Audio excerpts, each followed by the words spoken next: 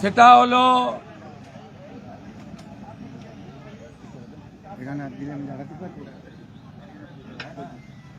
শামসেরগঞ্জে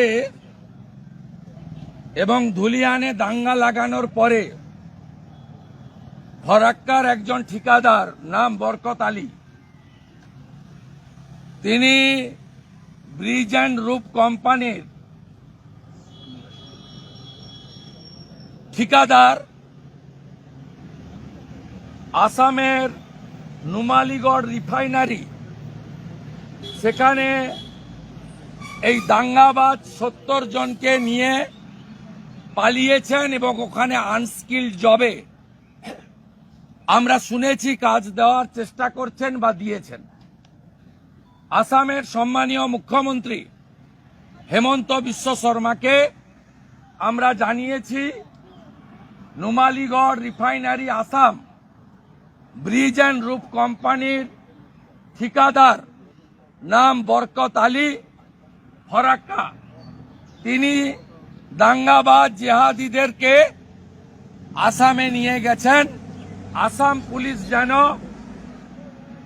অবিলম্বে ব্যবস্থা গ্রহণ করেন এবং আসাম পুলিশকে আমরা তালিকাও পাঠাচ্ছি। দ্বিতীয়ত 9232175388 নম্বর, আমি বাধ্য হচ্ছি নম্বরটা ডিসক্লোজ করতে। 9232175388 এই নম্বর থেকে ধুলিয়ান শামসেরগঞ্জে একটা পোস্ট করা হয়েছে। এলাকার সমস্ত শান্তিপ্রিয় মানুষের কাছে বিশেষ আবেদন, চুন্নুর, অ্যাকোয়া অ্যাক্টিভ এবং SMR কাফে, মোহনের কাপড়ের দোকান, জৈন মেডিকেলকে বর্জন করুন। কোনো জিনিস কিনবেন না। যারা দাঙ্গা করে, তলে তলে মুসলিমদের বিরুদ্ধে চক্রান্ত করে, তাদের উচিত শিক্ষা দিন। আপনারা 20 জনকে মেসেজটি শেয়ার করুন। তার মানে এরা হিন্দু এবং জৈন, যেহেতু ওখানে 20%-এর নিচে হিন্দু জনসংখ্যা ইনক্লুডিং জৈন, তাদের কাছ থেকে জিনিসপত্র না কেনার প্রচার করছেন। আমি ফারাক্কা, শামসেরগঞ্জ, ধুলিয়ান, জঙ্গিপুরের কোটিপতি বিড়ির মালিকদেরকে অনুরোধ করছি, বিশেষ করে পতাকা বিড়ির মুস্তাক সাহেব সহ অন্যদের, এই জিনিস যদি বন্ধ না করেন, আপনারাও দিল্লি, উত্তরপ্রদেশ, হরিয়ানা সহ যেখানে বিড়ি সরবরাহ করেন সেখানে কিন্তু প্রতিক্রিয়া হবে। নিউটন বলে গেছেন, প্রত্যেক ক্রিয়ার সমান এবং বিপরীতধর্মী প্রতিক্রিয়া আছে। এই জিনিস আপনারা বন্ধ করবেন, এটা আশা করি। লাস্ট 26 জনকে খুন করেছে, তার মধ্যে 25 জন সনাতনী হিন্দু বলে, যা মৃত পরিবারগুলি ইতিমধ্যে অন্য রাজ্যও বলেছে, পশ্চিমবঙ্গেও কালকে এয়ারপোর্টে দেখেছেন। আমরা ভারতীয় জনতা পার্টির যে কয়েকজন MLA স্ট্যান্ডিং কমিটির মিটিংয়ে সই করতে এসেছিলেন, আমরা 10-12 জন মিলে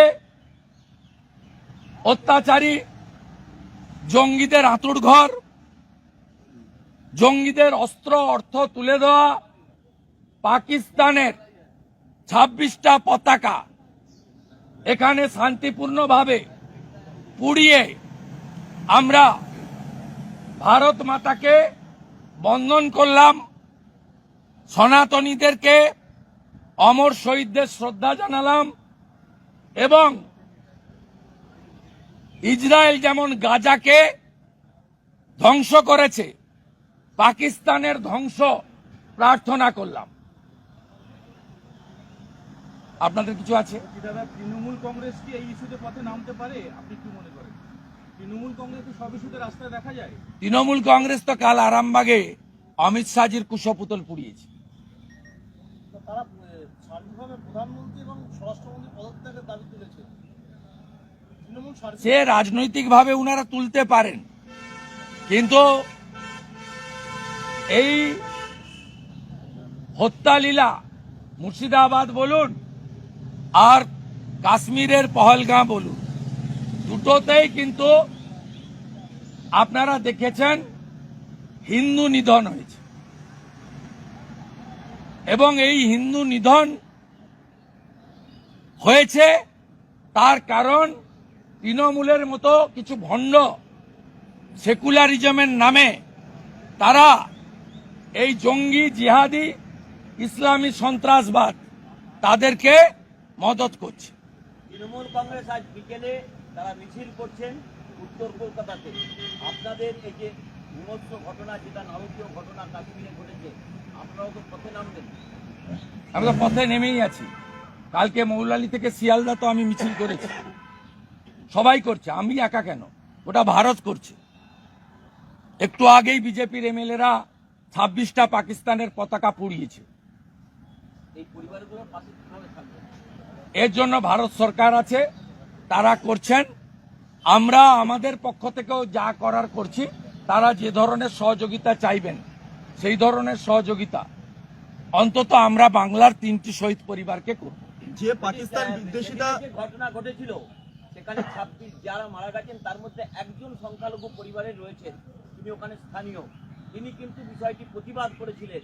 দেখা গেল যে ধর্মের মানুষকে দেখে খুন করা হলো, সেখানে একজন অন্তত প্রতিবাদীকে দেখা গেল, কি বলবেন? এটা অত্যন্ত ভালো দিক যে তাকে কাফের বলে চিহ্নিত করে খুন করেছে, মানে খুন করাটা ভালো দিক নয়, প্রতিবাদটা আদিল সাহেব ভালো দিক। আমরা এই কারণেই অটল বিহারী বাজপেয়ীজি এপিজি আব্দুল কালামকে রাষ্ট্রপতি করেছিলেন, এই কারণেই নরেন্দ্র মোদীজি আরিফ মোহাম্মদ খানকে কেরালার রাজ্যপাল, পরে বিহারের রাজ্যপাল করেছেন। বলছি যে ঘটনা ঘটেছে একটা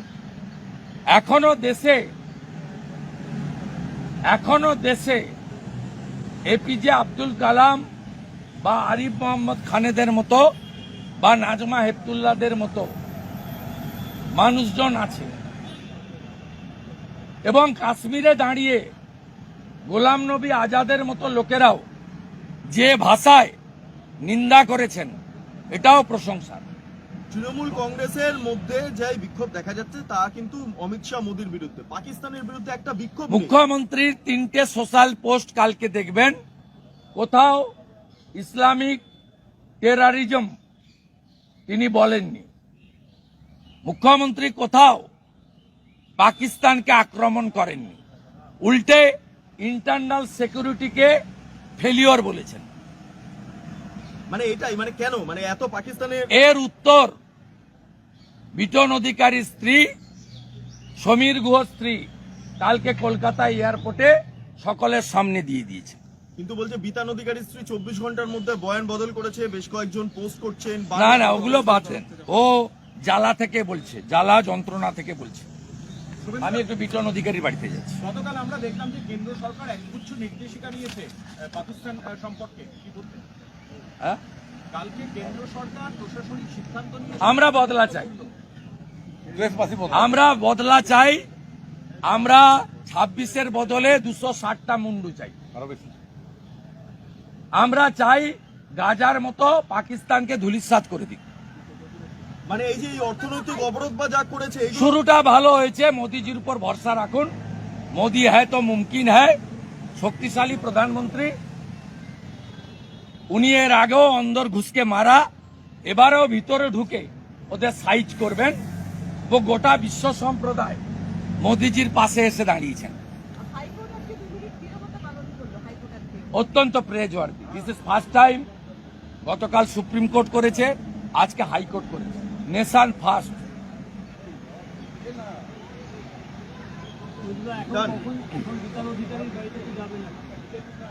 ওনার স্ত্রী আমার সঙ্গে টাচে ছিলেন, আছেন। উনি কিছু ব্যক্তিগত কথা বলতে চান। ওই অবস্থায় তো বলা যায়নি, আমি ওটা শুনতে যাব, অন্য কোনো কারণ নয়। শুধু একটা অন্য প্রশ্ন, সেটা হচ্ছে এসএসসি অফিসের সামনে চাকরিহারা শিক্ষকেরা বিক্ষোভ করছিলেন, কিন্তু আজ থেকে দেখা যাচ্ছে যাদের লিস্ট, যারা যোগ্য তাদের নাম পাঠানোর পরেই অযোগ্য যারা ছিলেন তারা আজকে বিক্ষোভ করছেন। তারা বিক্ষোভ তো করবেন, সরকার বিষয়টাকে জটিল করে দিয়েছে। এসএসসি সেকেন্ড টাইম পিটিশন করে সব শিক্ষাকর্মীকে অযোগ্য ঘোষণা করে দিয়েছে। সব শিক্ষাকর্মী তো অযোগ্য নন, বিষয়টা তো স্পষ্ট হয়নি। জটিলতা তো মমতা ব্যানার্জি নিজে করছেন। ঠিক আছে।